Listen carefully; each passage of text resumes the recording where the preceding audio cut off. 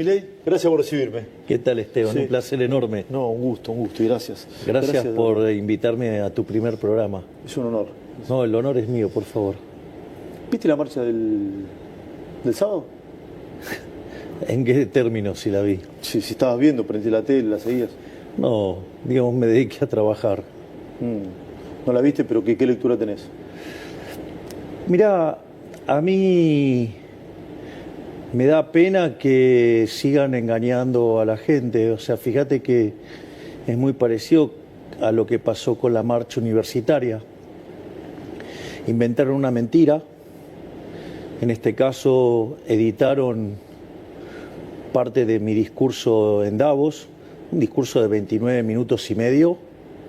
Hay un fragmento que yo dedico en todo lo que es demoler el edificio woke. Hay una parte que dedico a los temas de género. Básicamente eso dura cerca de 1 minuto y medio.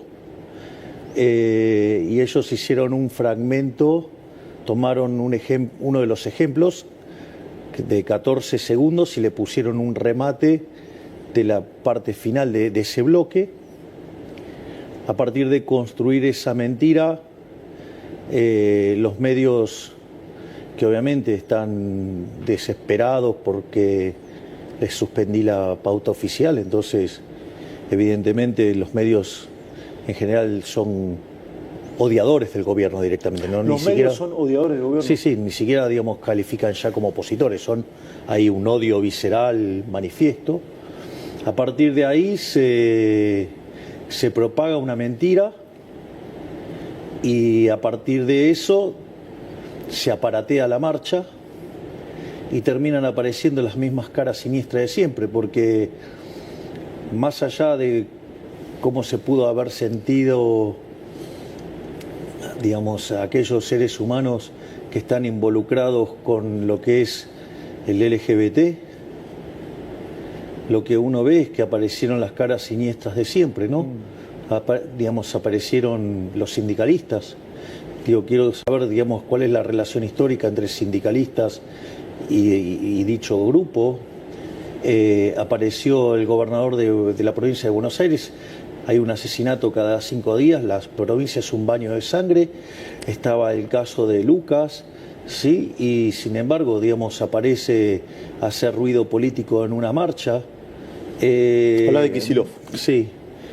No solo eso, también se sumaron el tren fantasma que componen Lustó, Larreta, Santoro, Lilita Carrió, digamos, La Cámpora, Cristina Fernández de Kirchner apoyó, digamos, o sea, con lo cual lo que vos ves es el tren fantasma. Aparte, en esa manifestación, digamos, qué sé yo, ves, por ejemplo, banderas del Partido Comunista, digamos, donde los comunistas y los socialistas, digamos, asesinaban homosexuales, o digamos, o intentar de hacer una marcha, digamos, en Palestina de estas características, porque tenían banderas de Palestina. Entonces, verdaderamente vos lo que te das cuenta es que en realidad terminó siendo una marcha política donde se juntaron todos los anti-Milei, y a mí me ¿Son parece... muchos o pocos? Mirá, la verdad es que te diría que el hecho que se tenga que juntar todos para enfrentarme, lo que muestra es que están claramente en una situación de debilidad, y además que lo tengan que hacer a partir de una mentira, de lo que es la falacia del hombre de paja, ¿no? Digo que es muy regular, o sea, de hecho en mi discurso en Davos justamente yo lo señalo, ¿no?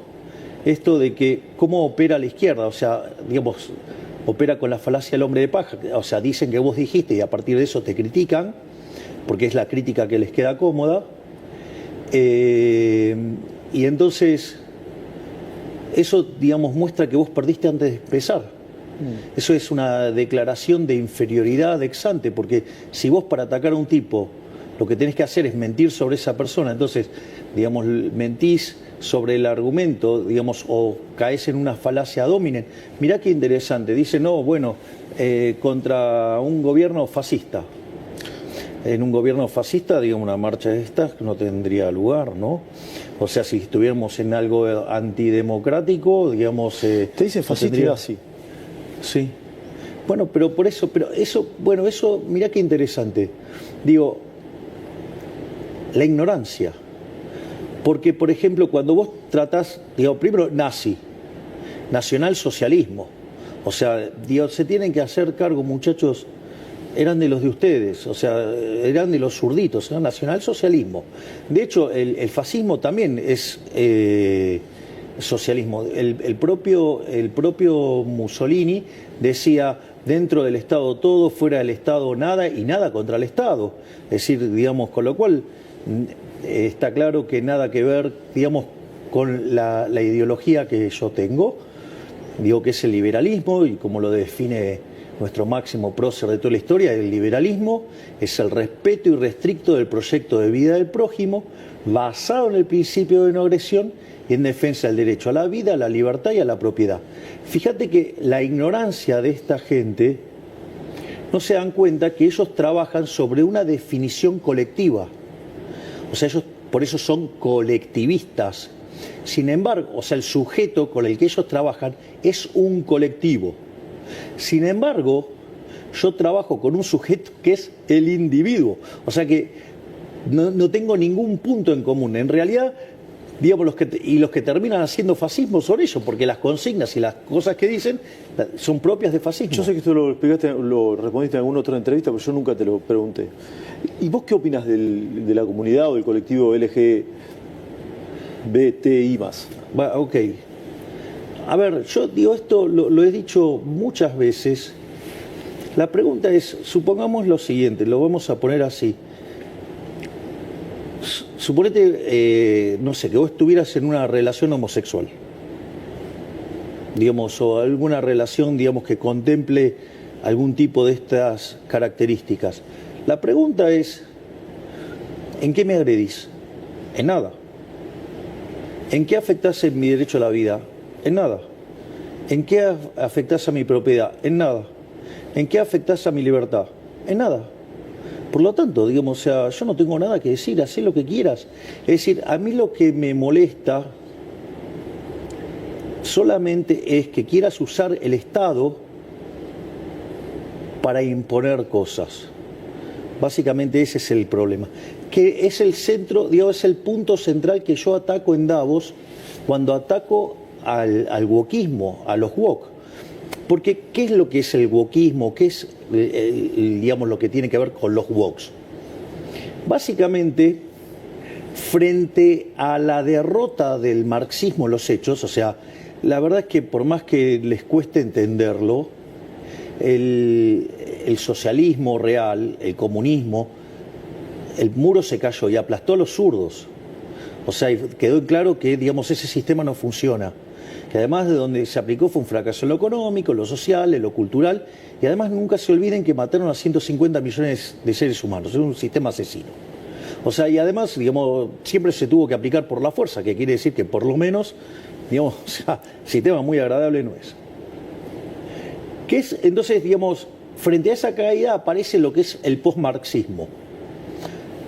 También lo podés llamar, digamos, el marxismo cultural, digamos, y que básicamente lo que hace es tratar de restablecer la lucha de clases, pero en otros aspectos de la vida de la sociedad. Entonces, por ejemplo, fíjate esto, siempre vos tenés la lógica de, digamos, que hay un oprimido y un opresor. En la original lucha de clases, el oprimido era el trabajador, el opresor era el empresario. Pero bueno, ese sistema se cayó, no funcionó, entonces tuvieron que cambiar. Pero la lógica sigue siendo la misma, hay un oprimido y hay un opresor. Entonces, ¿qué es lo que pasa? Lo que hace, digamos, el posmarxismo es generar estos conflictos en distintas partes de la sociedad. Entonces, por ejemplo, aparece hombres contra mujeres. O sea, aparece la versión del feminismo radical, siendo que el feminismo originalmente era una causa del liberalismo. Digo, el primero que se ocupó de esto cerca de 1750 fue Jeremy Bentham, que era un liberal. O sea, la causa del feminismo era una causa liberal, porque establecía la igualdad ante la ley. Ahora, fíjate esto, hoy el feminismo radical entonces es hombres contra mujeres, ¿sí? Ahora, y si vos no adherís a este formato que proponen, entonces vos sos un misógino. Por ejemplo, entonces aparece la etiqueta. A partir de la etiqueta, ¿qué aparece? La censura, la cancelación. Es decir, el wokismo es profundamente violento. Es decir, vos fijate que hay periodistas que acá dicen, no, antes Twitter era mejor.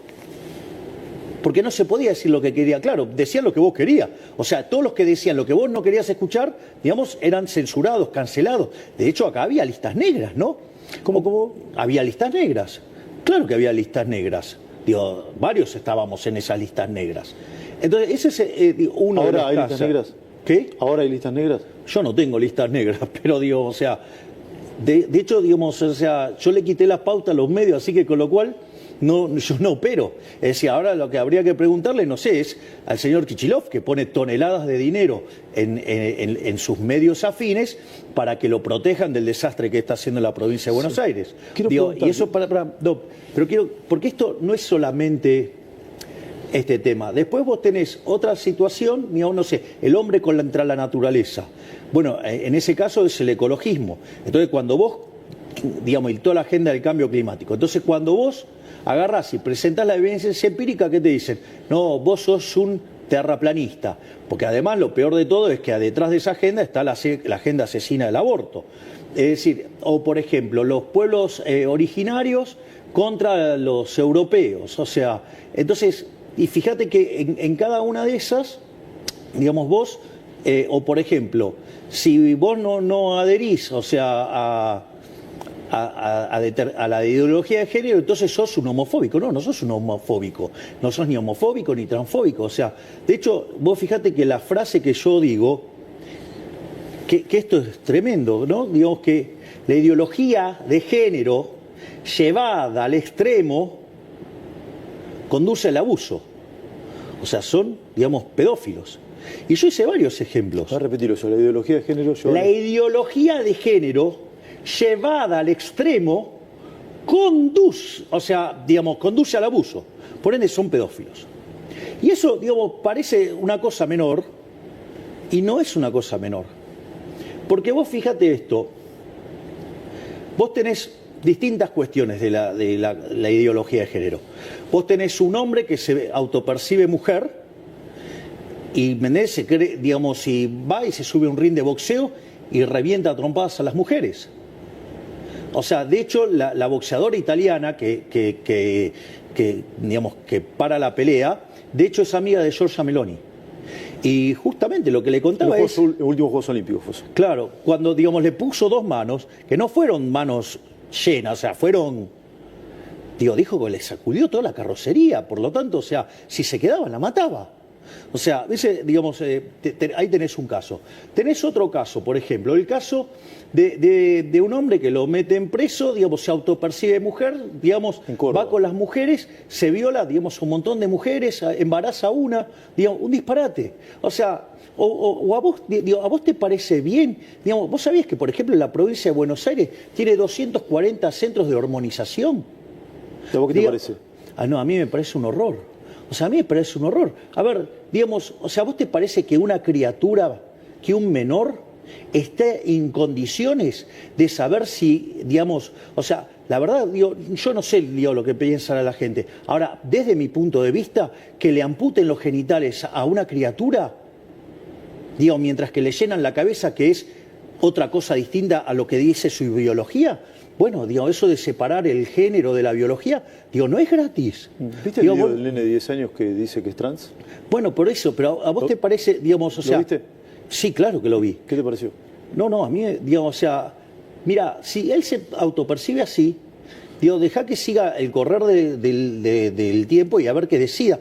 Porque acá lo que hay que entender es que, digamos, si vos a esa criatura, digamos, le amputás el pene, va a generarle un montón de problemas. Primero porque es irreversible.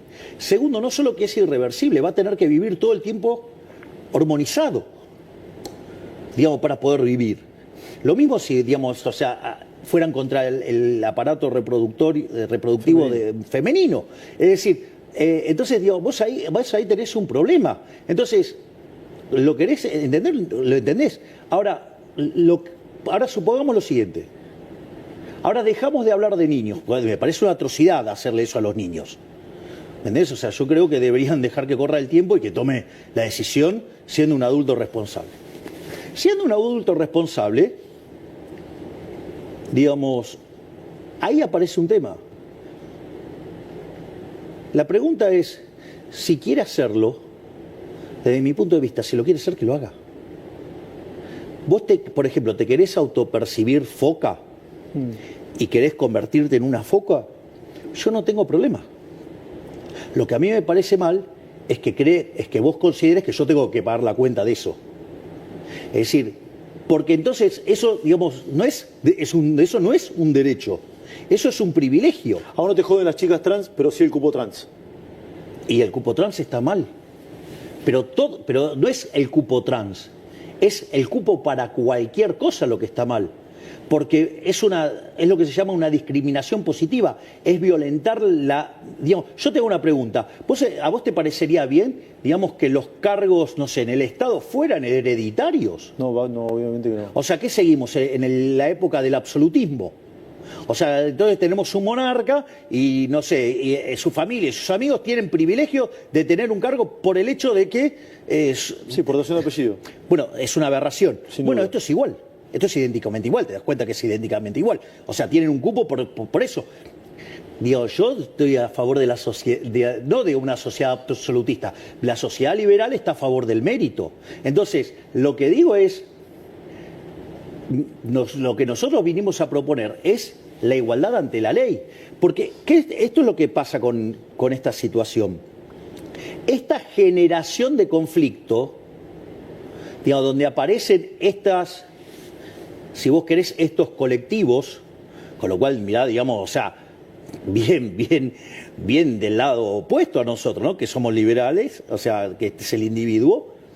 Pero fíjate esto, entonces ese conflicto entre oprimido y opresor, ¿cómo se resuelve? ¿Cómo? Metiendo el Estado liberador. Pero la consecuencia de eso, ¿qué es? Que vos expandís el tamaño del Estado, expandís la influencia del Estado. Es decir, y eso lo tenés que financiar. ¿Y eso con qué se paga? Con más impuestos. Es decir, es una agenda destinada a hacer crecer el Estado. Entonces, ¿cuál es el objetivo de esa agenda? Crear artificialmente conflictos para que el Estado lo resuelva y, a ver, ¿para qué sirvió el Ministerio de la Mujer? Si Alberto Fernández cagaba trompadas a la mujer, ¿para qué sirvió? Si Alperovich violaba a la sobrina, si Espinosa, acosaba, a su secretaria, si en Chaco, está el chico de Strasowski, claro, ¿me entendés? O tienen entre sus filas también a Guasora. ¿Me comprendés lo que te digo? Entonces, y los femicidios, o sea, ¿y vos qué te crees? ¿Que eso se arreglaba con el Ministerio de la Mujer, con cantitos y pintando banquitos? No, ¿esto se arregló con qué? Mano dura. Nosotros bajamos 50%, los delitos en el último año, ¿sí? Y además bajamos todos los crímenes contra mujeres. Vamos, lo hicimos nosotros. ¿Mano dura tendría que poner Kicillof? Mirá, Kicillof tendría que salir... Kicillof,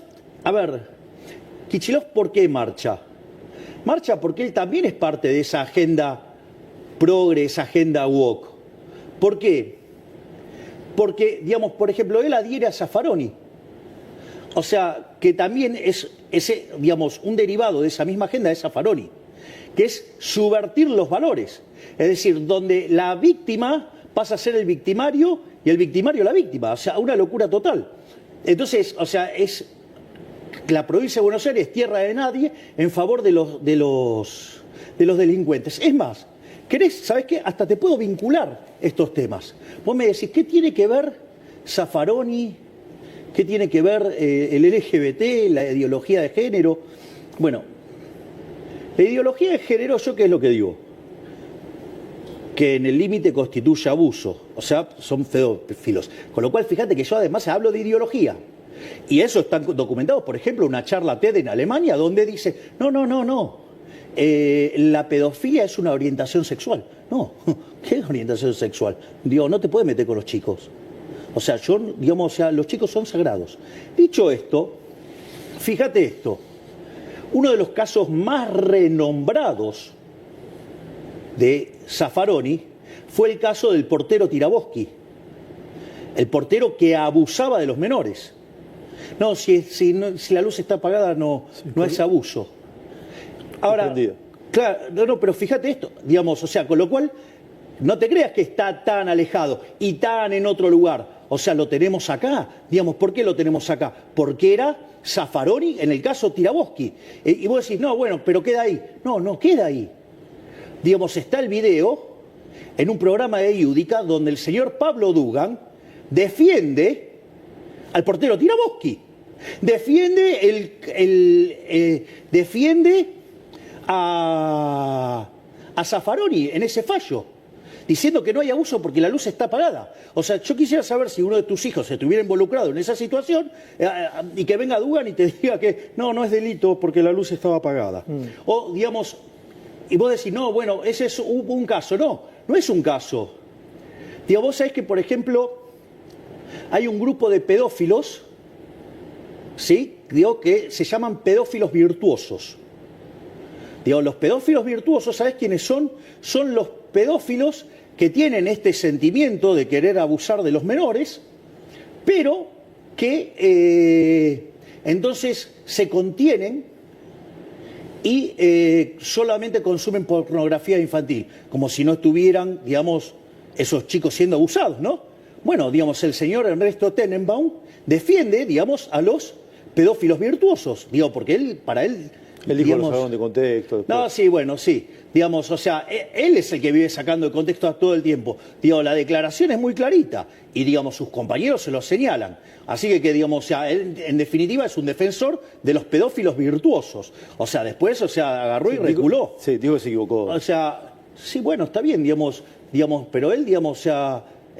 su metodología es todo el tiempo, digamos, a estar sacando de contexto. Y a él no se lo sacó de contexto. Fue una frase que él sí dijo. Es decir, no es que él hizo una frase, cortaron un pedazo y lo pegaron con otra. Porque eso, digo, también es interesante. Digamos, o sea, por ejemplo, digamos, el caso más aberrante, digamos, es el señor Luis Novarecio en una entrevista con Tenenbaum. Digo, diciendo que yo dije cosas que literalmente no dije. O sea, mintiendo abiertamente. O sea, casi te diría que, digamos, su ataque, digamos, o sea, sistemático, digo, dado el ataque, digamos, que ha tenido durante los últimos años hacia mi persona, aceptando cualquier tipo de mentiras, acusándome de cualquier tipo de aberraciones, yo podría decir entonces que él es un heterofóbico. Es decir, evidentemente, todo aquel que no coincide con él, entonces él lo va a atacar y le va a decir cosas así. Porque esa está en la lógica del wokismo. El wokismo, ¿qué es lo que hace? Agarra, digamos, te inventa un derecho, o sea, crea esta disputa entre el oprimido y el opresor, entonces vienen a liberarte, o sea, pasamos de la idea de la libertad a la idea de la liberación. Eso se resuelve con el Estado, ¿sí? Se resuelve dando, digamos, privilegios, o sea, affirmative action, o sea, discriminación positiva, ¿sí? Entonces, digo, y aquel que no adhiere a eso, te ponen una etiqueta. Y a partir de esa etiqueta te cancelan. Que era lo mismo que te hacían en Twitter. Digo, por eso, digamos, o sea, Elon Musk para mí es un héroe, salvó Occidente. ¿Por qué? Y fíjate, digamos, que casualmente todos estos tipos que te mencioné, ay, no, pero ahora es horrible Twitter, hay que dejar Twitter. ¿Por qué? Porque, digamos, si, por ejemplo, el propio Tenenbaum le dijo, ¿no?, que a él le gustaba más el Twitter anterior, el Twitter que censuraba a los que no pensaban como él. Javier, es decir, ¿me comprendés, no? Sí, o sea, después, claro, digamos, hablan de censura. Sí. Digo, es más, hablan de antidemocráticos. Digo, y en realidad ellos, digamos, el socialismo, una de las cosas que descubrió es ir por lo que Hayek llamaba la democracia ilimitada.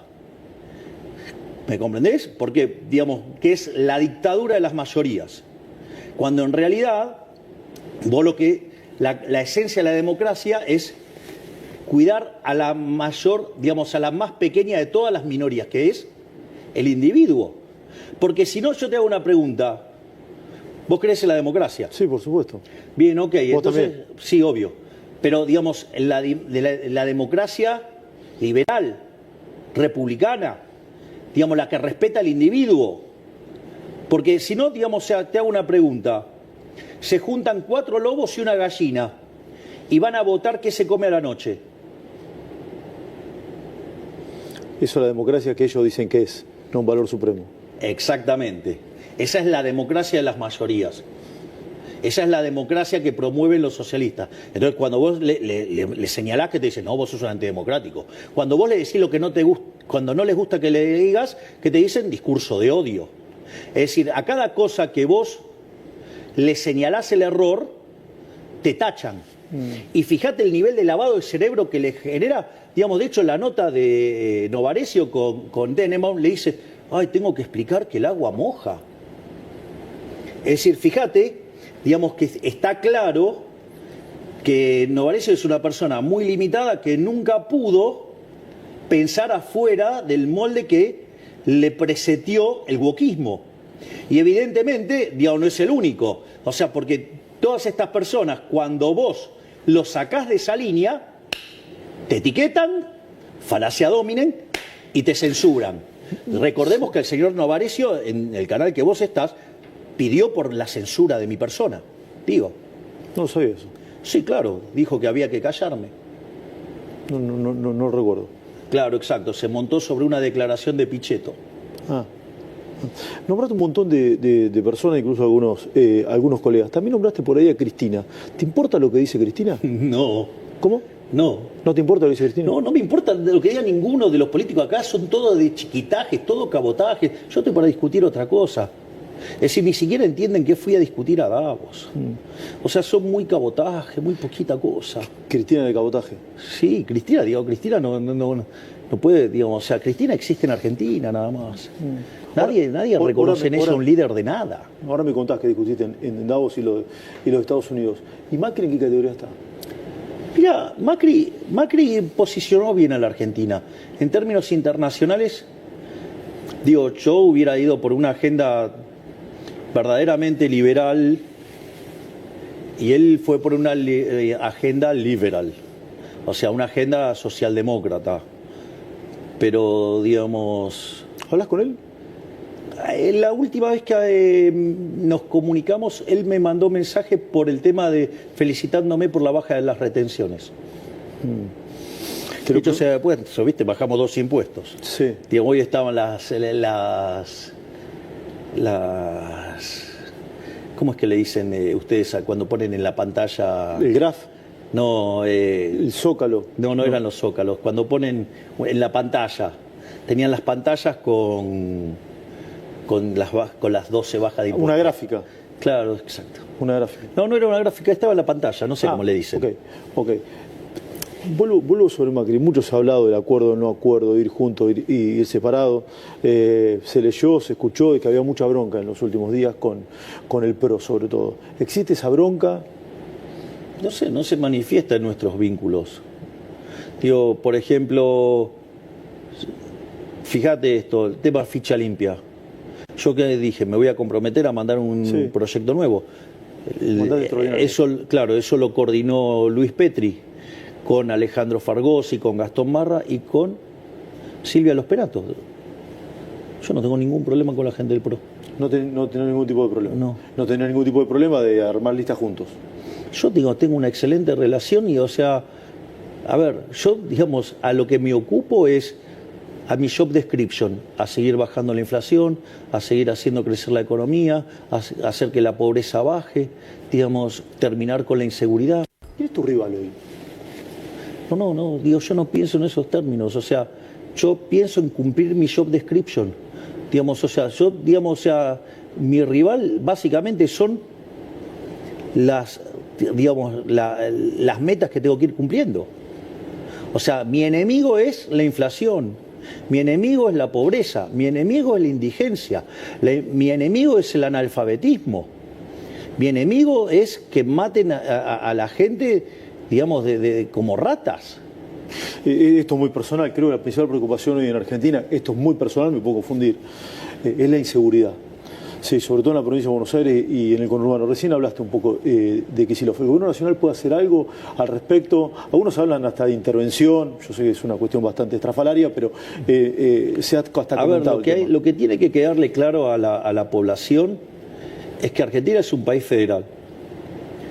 O sea, entonces la seguridad es una responsabilidad que tiene el gobierno de la provincia de Buenos Aires en la provincia de Buenos Aires. Sí, no hay duda, es así. Entonces, ahora, yo avisé, Kicillof es un inútil, o sea, lo cual lo prueba sistemáticamente, o sea, se empecina en darme la razón. No solo eso, sino que además tiene una visión, digamos, en la línea de Zaffaroni, que es a favor de los delincuentes. Bueno, digamos, o sea, la gente responde a los incentivos. Si vos pones, fíjate, digamos, la calamidad que era la provincia de Santa Fe, en especial Rosario. Digamos, entró la doctora Bullrich con el plan Bandera. Mirá cómo está ahora Rosario. Sí, mejoró la situación. ¿Y a vos qué te parece? Bueno, Diego, te aviso que cuando nosotros asumimos, o sea, había 9.000 piquetes por año, ahora no hay ninguno. Si Kicillof te llama y te dice, presidente, ¿me ayuda con la seguridad en la provincia de Buenos Aires? ¿Usted qué hace? Digo, yo soy el presidente de la nación y los bonaerenses también me votaron a mí, con lo cual, digamos, yo donde tengo que ir a ayudar, ayudo. El problema es que, digamos, si él no quiere que yo ayude, digamos, el problema es que él es parte del problema, no de la solución. Cristina también. Bueno, Cristina, digamos, es responsable de uno de los movimientos más siniestros de la historia argentina, que es el kirchnerismo. O sea, el kirchnerismo destruyó todos los valores morales de este país, o sea, vino a romper todo por impulsar la basura del socialismo del siglo XXI. Y así, digamos, nos habían dejado en camino a Venezuela. ¿Viste lo de Lali Depósito? ¿Ladri Depósito? No, Lali Depósito. Ladri Depósito. Viste que la aclamaban para ser candidata, ¿lo viste o no? Bueno, que sea candidata, ¿qué sé yo? Digamos, tiene todos los elementos legales para ser candidata, que sea candidata. ¿Irías a ver un show de ella? A ver, a mí me gusta otro tipo de música, qué sé yo. Yo anoche, digamos, me vi un baile de máscaras, una versión en el Metropolitan de Nueva York, dirigida por Levin. Estaba Pavarotti y estaba Leo Nucci. O sea, esa es la música que yo escucho. Y si no, escucho los Rolling Stones. ¿Hablas con la vicepresidenta Villarroel o no? A ver, digamos... Yo te lo pregunté el otro día y me dijiste que no forma parte del gobierno. O del día a día del gobierno. No, es que, bueno, no forma parte de la diaria, pero, digamos, mientras que resuelva su problema, digamos, la tarea que tiene que hacer, ¿cuál es el problema? ¿Vos la volverías a elegir como candidata? Las decisiones se toman en función de lo que vos, en el contexto en el que estás, y yo creo que, digamos, las decisiones que tomé en el momento, digamos, eran las correctas y efectivamente los resultados me acompañaron. Sí, de eso no hay ningún tipo de duda. Bueno. Recién hablaste de agenda de cabotaje.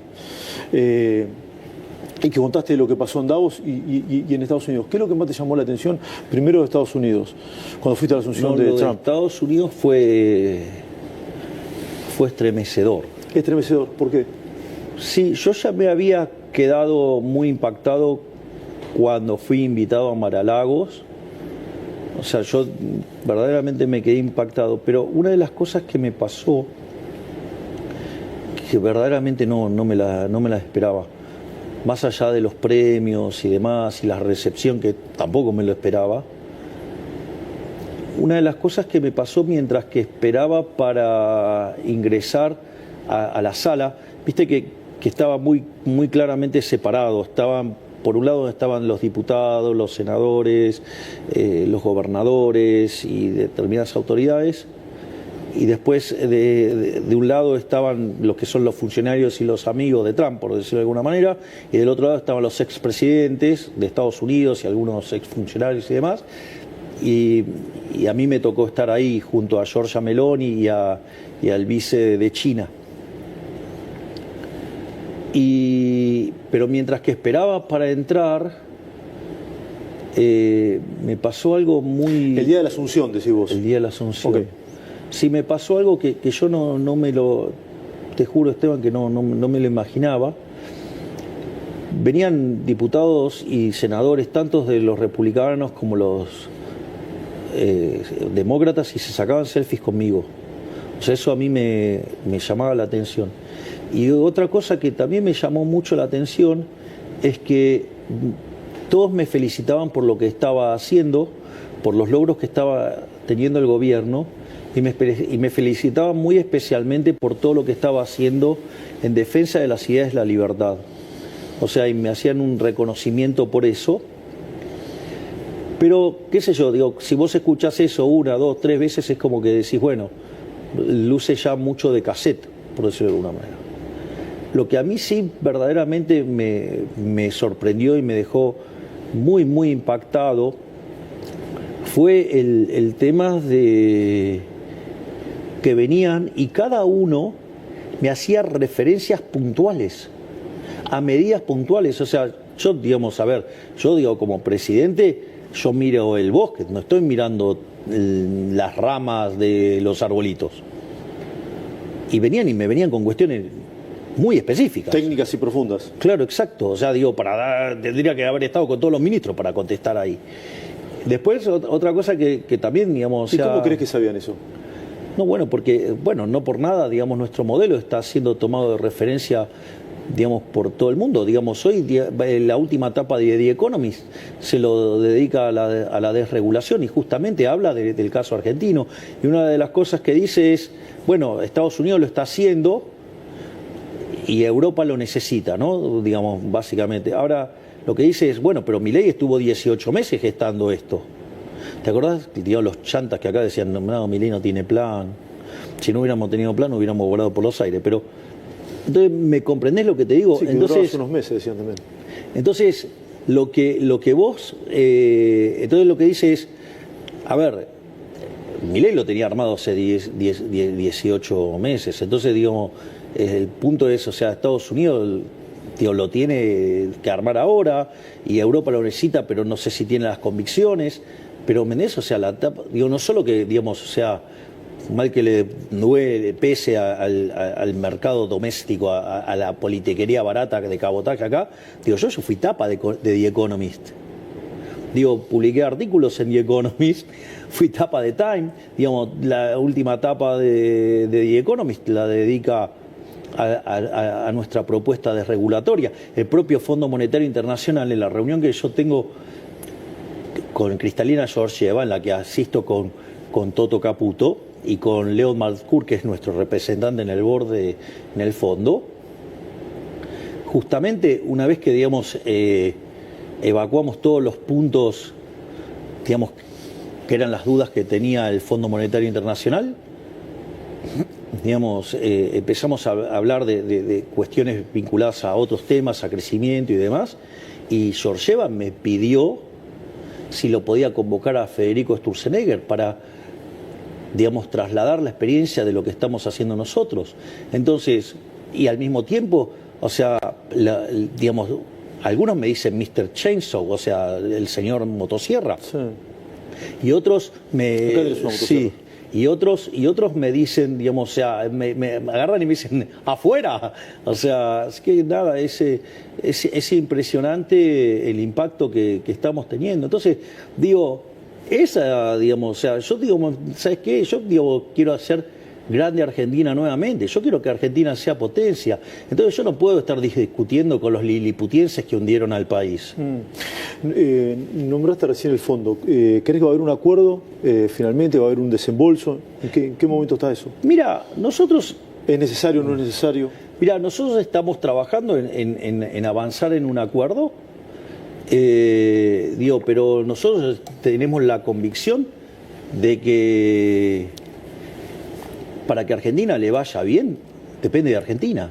Y en eso, digamos, nosotros, nuestra estrategia, digamos, de dureza en la política fiscal, es decir, que no se negocia el déficit cero bajo ningún punto de vista y seguir manteniendo una política monetaria dura, nosotros, o sea, no, digamos, nosotros creemos que tenemos que armarnos como si todo dependiera de nosotros mismos. Bueno, si después tenemos puentes financieros para acelerar, digamos, las La salida del mejoras. cepo, por ejemplo. Por ejemplo.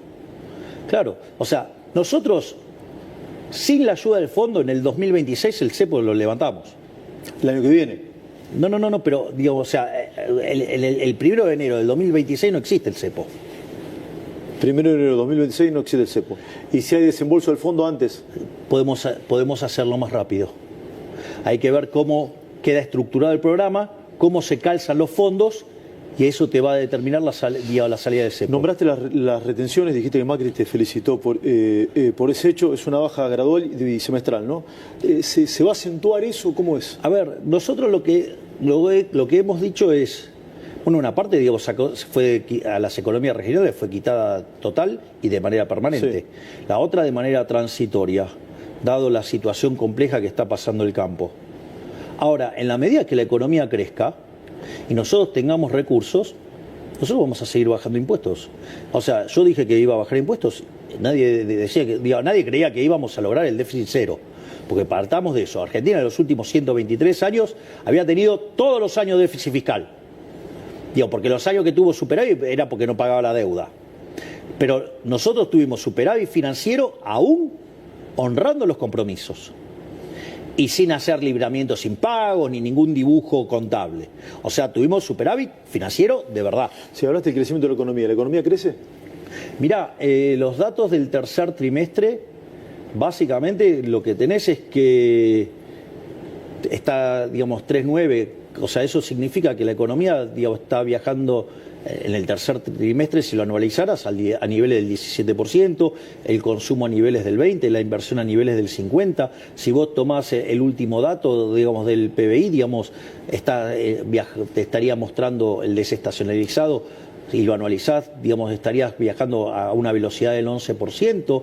Es decir, entonces, cuando vos mirás los números de la economía, es más, vos fíjate esto. Yo, digamos, o sea, los econochantas de Mandrilandia, digamos, cómo le pifiaron todos.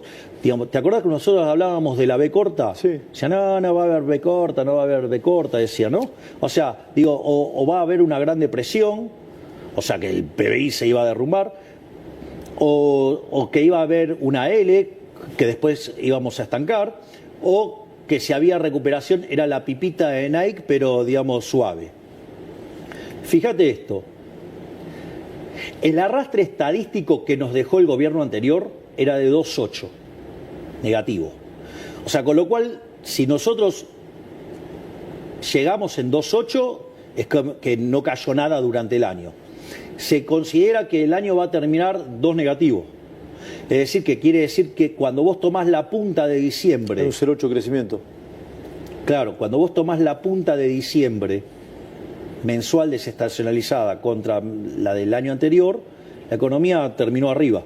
Es decir, nosotros hicimos el ajuste más grande de la historia de la humanidad, 5 en el Tesoro, 10 en el Banco Central. Una experiencia de la mitad de ese calibre hubiera hecho caer el PBI 15%. Imagínate que además traíamos 2,8 de arrastre estadístico, está terminando en la frecuencia trimestral -2, en la frecuencia mensual va a terminar arriba. Vos te das cuenta, digamos, o sea, y en el medio la inflación mayorista que venía al 54%, la bajamos al 0,8, es decir, de viajar a niveles del 17.000, la bajamos a niveles de 10. Y no solo eso, sino que además en la frecuencia mensual la pobreza estaba en 57 en enero y hoy está en 36. Quiere decir que sacamos 21 puntos porcentuales de la población de la pobreza. ¿Sabes qué quiere decir eso? Que sacamos de la pobreza a 10 millones de argentinos. Javier, vos antes de asumir incluso, te obsesionabas y mirabas, sacabas del celular y hacías cuenta con el tema de la hiperinflación, ¿no? Cómo viajaba la inflación diaria y demás. ¿Hoy seguís haciendo esa cuenta o dejaste de mirarlo? No, esto es bilardismo one-on-one. O sea, es el cuchillo entre los dientes todos los días. Mira, yo te voy a contar algo. O sea, no está resuelto el tema de la inflación. No.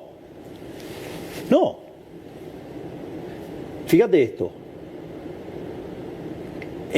Hay un ciclo que estuvo haciendo Santiago Oría para un streaming que se llama Carajo. Sí. Entonces, brillante como todo lo que hace Oría. Santiago Liga es como el cineasta de Javier. Sí, sí, es mi cineasta. Sí, sí, digamos. Perdón, que dije cómo. Sí. Y entonces él agarró y tomó algunas películas arquetípicas. Entonces, por ejemplo, ahí en la primera, son 3 entregas. En la primera él habla de la saga de Rocky. Y es muy interesante porque en un momento trata la de Rocky 3. Rocky 3, o sea, es el campeón, digamos, defiende el título, digamos, le hacen un monumento, pero el tipo se entra en la joda, por decirlo de alguna manera, lo emboca. Viene Mr. T y lo emboca, Cooper Long. Entonces después, o sea, aparece Apolo de vuelta y reconquista el título, todo. Vos fíjate esto. Yo, última reunión del año, tengo todas las encuestas, todas las mediciones, me siento. Entonces, cuando veo todos los números, ¿sabes qué hago? Nosotros las reuniones de gabinete las tenemos en el Salón Eva Perón. Pedí que la motosierra me la lleven al salón. La tenía nueva, así que la puse en el salón, digo, llegaron todos, miraban la motosierra, estaban todos con la motosierra. ¿Por qué hice eso? Porque vamos ganando 2-0 en el minuto 22 y medio. Acá no hay lugar para relajar. Viste, Bilardo decía que era el peor resultado del 2-0. Sí, por él, digamos, o sea, es un resultado peligroso. Digo, igual siempre es mejor ir ganando. Sí, por supuesto. Pero, digo, al margen de eso, le dije, y la motosierra no cede, no para. Y si vos me permitís, voy a contar un par de cosas nuevas. Una de las cosas maravillosas que a nosotros nos pasa, digo, o sea, estamos mirando las redes, estamos monitoreando todo el tiempo. Mirá mucho las redes. Pero es la forma de estar monitoreando todas las cosas. ¿A vos no te sorprende que cada vez que aparece un despiole yo lo arreglo de manera muy rápida? Un despiole del gobierno, decís vos. Despiole del que lo que sea. Porque estoy todo el tiempo, digamos, chequeando las redes. Okay. Es decir, entonces yo automáticamente veo un problema, pum, levanto el teléfono, pregunto y resuelvo. Digamos, acá no hay lugar para descansar. Acá no te puedo dormir en los laureles, nada. O sea, entonces acá es todo el día el cuchillo entre los dientes, todos los días. Acá no se descansa nunca, no se relaja nunca. Porque del otro lado está el enemigo. No son adversarios, son enemigos. Porque son los que hicieron de que Argentina fuera la primer potencia mundial, la convirtieron en un país miserable, de mitad de la tabla para abajo. Los de afuera son enemigos. ¿Cómo? Los de afuera son enemigos. No, son enemigos los colectivistas que destrozaron este país. Y que ¿entendés? Y utilizan causas nobles para armar marchas contra el gobierno y se juntan todos porque son tan cobardes que de a uno no pueden. Pero digo, igual, digamos, o sea, yo ya estoy acostumbrado a esto. Digo, Gladiator pelea contra cuántos, no hay un problema, así que no digo, me frega. O sea, estoy acostumbrado. Digo, la campaña electoral fue algo así, ¿no? Todos contra uno. ¿Quién ganó? Listo. ¿Ok? Entonces digo, o sea, a mí eso digamos, no me asusta. O sea, hasta te diría que me divierte. Pues son tan liliputienses que si no es abuso. Entonces, ¿qué es lo que digo? En ese contexto, vos no podés relajar. Y fíjate esto, una de las cosas que pasa cuando vos mirás las redes es, ok, hay muchas referencias que es lo que voté, es mucho más de lo que voté. Entonces, ¿qué es lo que hizo de manera brillante Manuel Adorni? Hizo un relevamiento de todas las promesas de campaña. O sea, agarró y tomó todas las promesas de campaña, todas. Vos sabés que, digamos, la historia de los políticos en Argentina es que los políticos te mienten, todo el tiempo te mienten. Son unos delincuentes que te mienten abiertamente. Son lo más inmoral que existe. Es decir, su vida es engañarte. Bueno, la vida de los políticos argentinos es engañarte. Exactamente. Sí, los que son parte del partido del Estado. Digo, lo estuviste marchando todos esos juntos el otro día. El partido del Estado es igual a casta. Claro, exacto. Son todos los que viven del Estado. O sea, el partido del Estado, digamos, está los políticos ladrones, están los empresarios prebendarios, están los sindigarcas, están los periodistas ensobrados, corruptos, ¿sí? y están, digamos, o sea, los profesionales funcionales a eso, porque hay profesionales que viven de eso.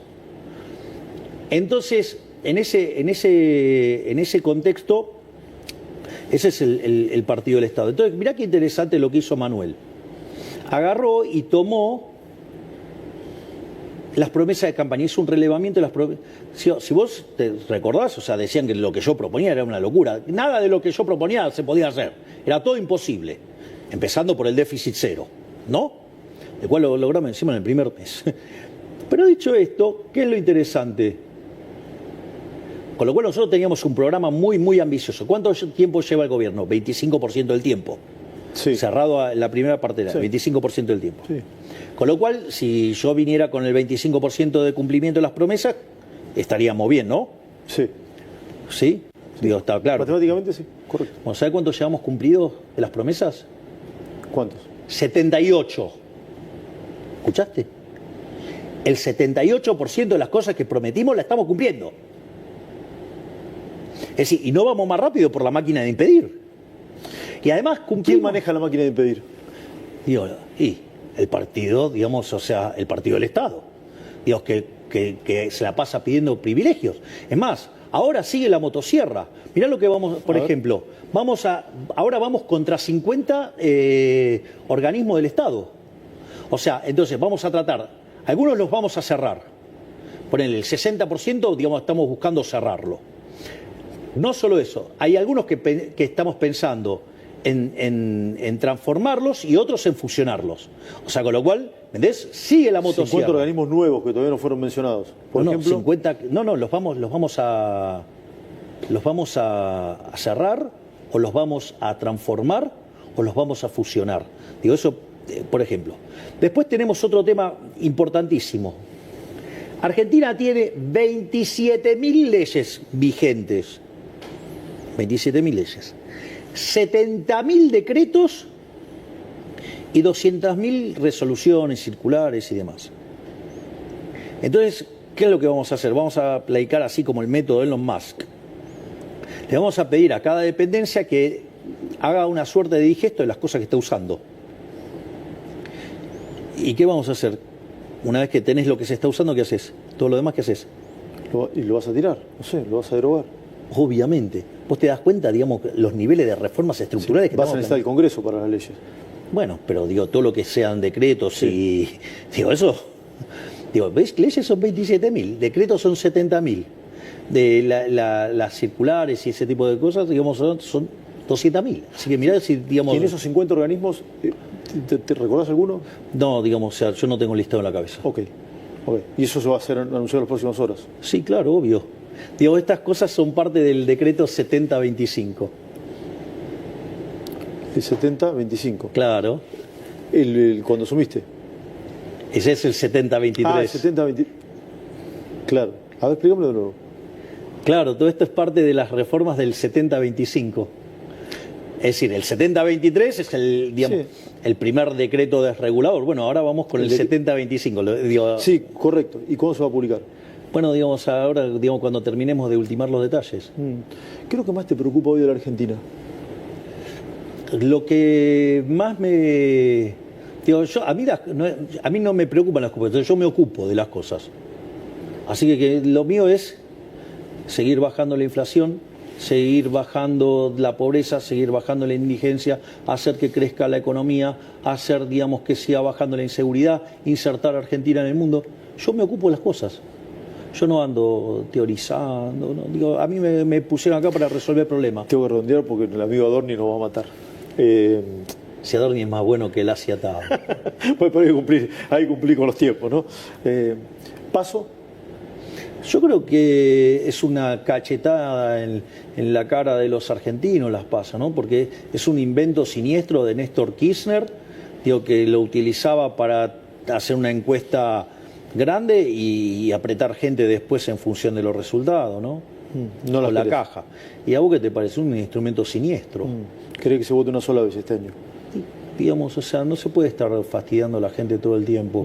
La política, digamos, tiene que estar al servicio de la gente, no la gente al servicio de la política.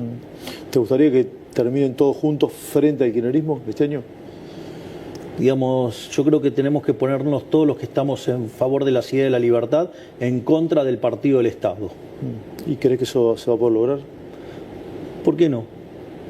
Decían que yo no podía lograr el déficit cero y sin embargo lo logramos en un mes.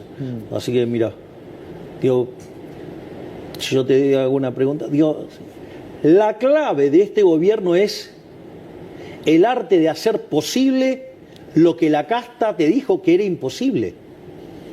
Es decir, también era imposible hacer un ajuste como el que hicimos y lo hicimos. También era imposible que si hacíamos un ajuste de la mitad del que hicimos, el PBI no hubiera caído 15%, y sin embargo terminó arriba. Digamos, parecía imposible que cayera la pobreza. La bajamos en 21 puntos, sacamos a 10 millones de personas de la pobreza. Sí. Ahora por último. Definime algún imposible, así vamos y lo rompemos también, dale. Tío, ese es nuestro desafío. Hay un sector de la ciudadanía que, por diferentes circunstancias, no te quiere, no le gusta tu mirada, tu pensamiento y demás. Sí. ¿Cómo? La vida. La vida. Dejar un mensaje a esa gente, si querés. Que al margen de que no me quieran, al margen que puede ser que no les gusten mis formas, al margen que puede que no compartan mis ideas, aún así yo trabajo por todos los argentinos, tanto por los que me quieren como por los que no me quieren. Porque a mí me votaron para bajar la inflación y eso nos ayuda a todos, porque a mí me votaron para bajar la pobreza y la indigencia y eso ayuda a todos, porque a mí me votaron para que la economía crezca y lo estoy haciendo, y a mí me votaron para que Argentina sea grande nuevamente y lo estoy haciendo. Es decir, y eso beneficia a todos los argentinos. Es decir, sean liberales, libertarios, o lo que quiera, o sean, digamos, de otras ideas. Es decir, aún cuando los del partido del Estado quieran sabotear, yo voy a seguir trabajando por todos los argentinos. Javier Milei, gracias por recibirme. Gracias a vos, Esteban. Gustazo enorme, gracias.